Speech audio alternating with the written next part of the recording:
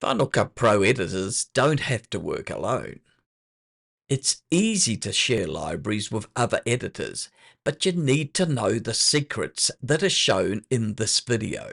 This third video in this series about sharing Final Cut Pro libraries using LucidLink concentrates on the individual user, showing how to set up the local computer of each user rather than the cloud settings.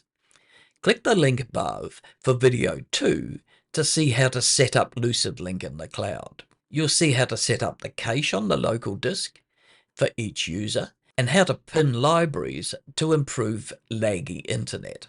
Also, to use the folder structure that was set up in video 1. And finally, ensuring that Final Cut Pro libraries are not compromised by allowing only one user to have access to the library at any one time. My name's Bruce, and if we've met before, welcome back. Otherwise, please like and subscribe, and don't forget to press the bell to be reminded when other videos in the series are published. Just to give you a short background in case you've not viewed the earlier videos, let me explain. I live in Sydney, Australia, so I'm well separated in time zones and physical distance from the Northern Hemisphere. Let's look at the individual user and how they will utilize LucidLink.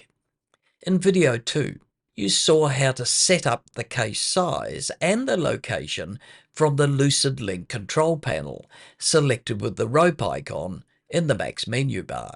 In the first video, you saw the 2 folders for libraries and cache that were set up in the main LucidLink file space. Now I've added more folders to that file space to aid the collaboration process. And I'm assuming that you're the root user, so you will need to add these extra following folders to the main LucidLink file space.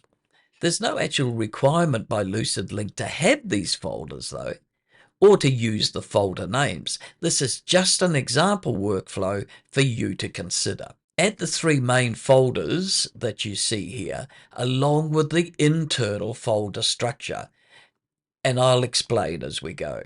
The first folder to consider contains the Final Cut Pro libraries. It's the Final Cut Active Libraries folder, and that contains a separate folder for each client. When you open a client folder, there's a folder named Available to Edit and also a folder for each user inside that original client folder. As you see here, the users folders are labeled by the user's name. Bruce is editing, Robert is editing, etc. Let me explain why you should have separate folders for each user. Final Cut Pro does not have any file locking facilities, which means it's possible for more than one editor to open up a Final Cut Pro library at the same time. Think disaster. If 2 editors make changes at the same time, which change has priority? So to avoid this confliction, it's imperative to allow only one editor to access a library at any one time, and the separate folder mechanism allows this protective workflow.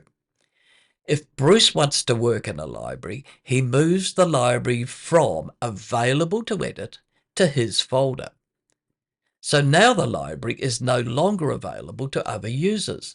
As you saw in video 2 of this series, each standard user is only given permission to view their own folder and the Available to Edit folder. The permission system ensures that the private folders are hidden from other users. And the effect is that the Final Cut Pro libraries can't be accessed while in another user's folder. When a user is no longer editing a library, they must return the library to the Available to Edit folder, or else the system breaks down. But don't fret. If, in an emergency, a user forgets or is unable to move a library from his folder to the Available Edit folder, an administrator can move the library because they've got access to all folders without needing permission. When I first showed you how to create your first Final Cut Pro library in LucidLink, I asked you to direct the library to be saved in the then empty Final Cut Pro Active Libraries folder.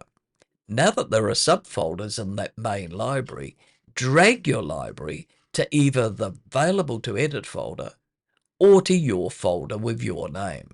The next folder to discuss is the Footage Uploads folder. As the name suggests, this folder is the destination for uploading media to LucidLink.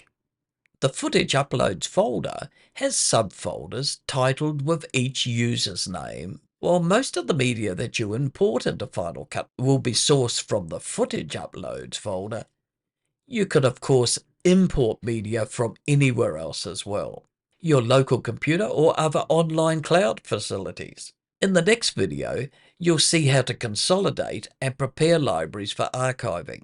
The next main folder, Information and Resources, is discretionary.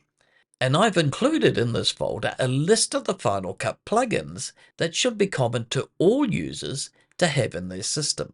Also included are the nominated file naming conventions, if you've got one, to ensure that all users are on the same page as to file naming. And finally, in the information folder is a text file with instructions on how to use LucidLink. And a tip, you could save a transcript of this YouTube video and add it to the information folder as a text file. The next suggested folder is there for you to export your completed videos to. Simply named Exports for Review, this folder allows other users to see an exported version of your projects so they can review them before they're uploaded to Vimeo or YouTube. And the final folder is also discretionary for those who want to keep the LucidLink monthly charges to a minimum. You should add this folder yourself and call it Archive Files. Since I've suggested that you direct all your media used in Final Cut Pro libraries to be in library, it's possible to remove the original media from the Footage Uploads folder. And because it's duplicated in the Uploads folder and the Final Cut Pro, then it's taking up unnecessary space on LucidLink that you're paying a monthly fee for. There's one more thing that I need to tell you about in this section before we move on to the fourth video. I've not mentioned much about the speed of your internet connection. And it goes without saying that the plan from your internet provider needs to be the fastest rate that you can afford. But even with the fastest plan, there'll still be times of high traffic or internet disruptions. There is a way to try and fix this though, by using the pin feature built into LucidLink. This downloads and holds more cache on your local disk so that there's less need or reliance on the internet at any one time. In video 2, you nominated the size of the space for LucidLink cache on your local computer. I mentioned that within reason, the larger the space, the better. And the pin feature takes advantage of that bigger space by locking or pinning a library of your choice in that cache on your local computer so that there's less demand on LucidLink to stream files to you. You can pin a library or any file into your cache by locating the library in the LucidLink file space folder and right-clicking on the file, then selecting Pin from the Quick Actions section in the pop-up menu. In the LucidLink folder, you'll see a small pin in the Finder window. And when you've finished with the library and you don't need it pinned anymore, you can simply unpin with the same procedure that you used to pin it. The final video in this series will discuss how to archive and remove the unwanted media, as well as completed Final Cut Pro libraries. Thanks for watching.